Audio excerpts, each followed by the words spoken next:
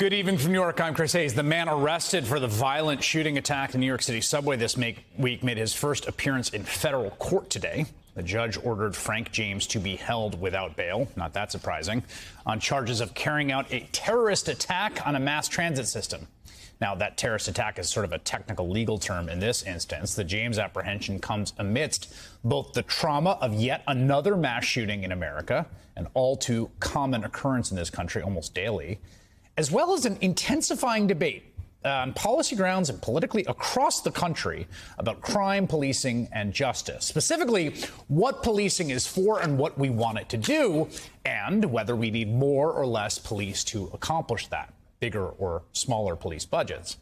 I think this is actually an important and clarifying moment in that debate, one that often gets oversimplified, but I think reflects a bunch of really complicated issues. First of all, a person opening fire in a public space like a subway car really clarifies, I think, some bedrock shared beliefs about what we want from a public safety system. Generally, we don't want to be shot on the subway.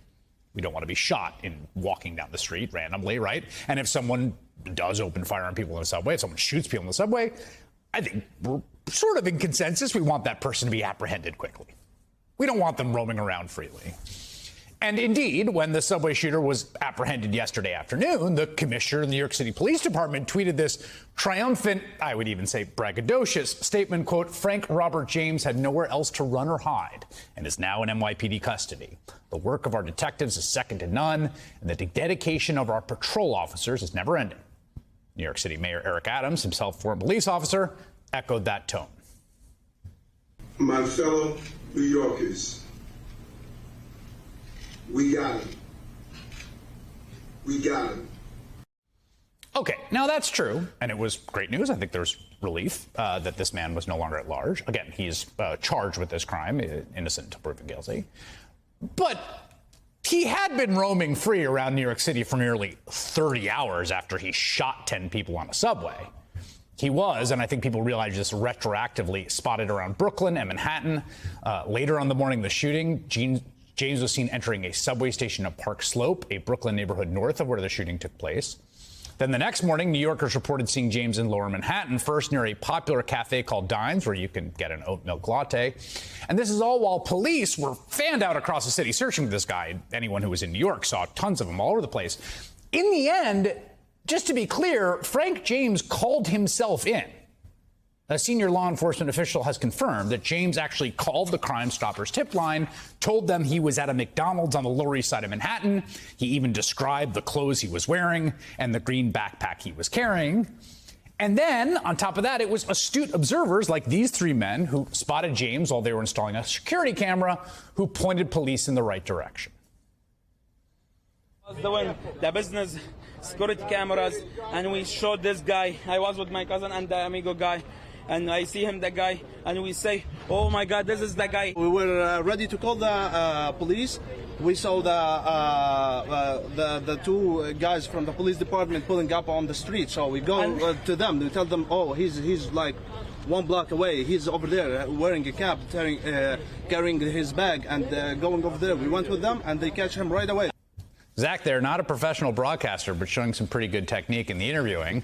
Now, a lot of people in the wake of all this thing, and again, there's some relief here, and this could have been so much worse, but they've been critical of the NYPD and the policing in general after this incident, certainly the sort of crowing about it. I mean, at the same time, there are others who look at a traumatic incident of public violence like this shooting and immediately say, we need more police. You've heard that a lot over the last 24 hours, that we need more officers in the subways to prevent this from happening again. And again, that's not a crazy impulse.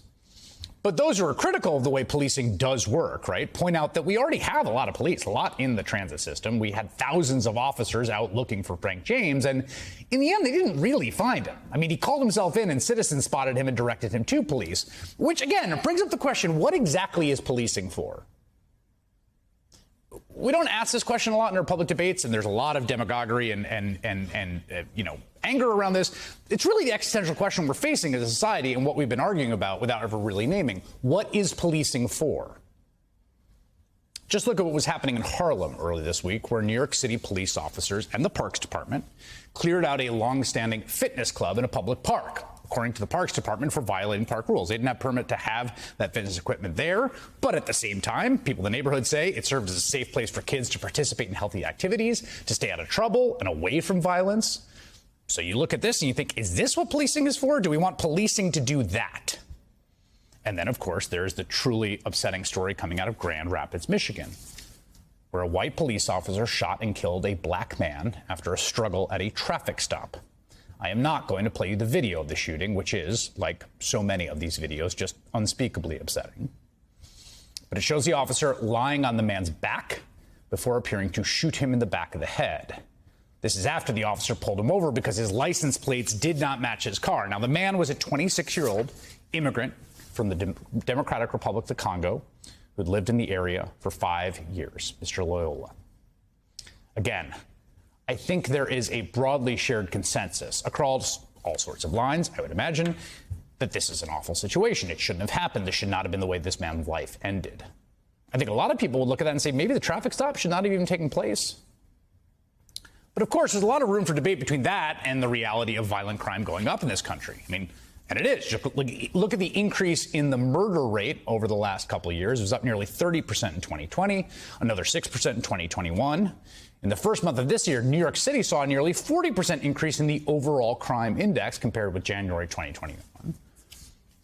And amidst all this, the debate ends up being, do we want more police or less police? Do we want to increase police budgets or decrease them? As opposed to really thinking about what we want the institution of policing to do, or more broadly, and I would say much more fundamentally, what safety looks like in this country and what it should look like. What would be the mechanisms to provide it? Because to tell you the truth, I think there are arguments to make that there's both too much and too little policing in this country at the same time.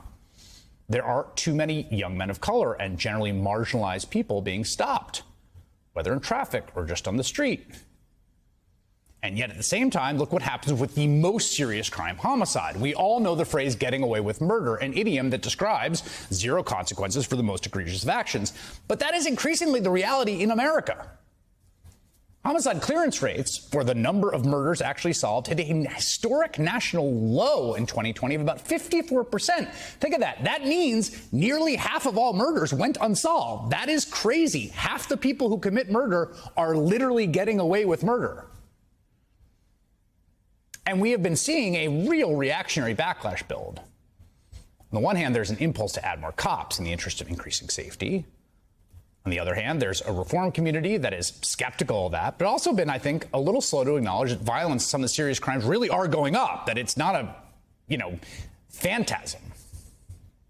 So it does seem like a perfect time to actually have a conversation about what policing is for and what we want policing to do.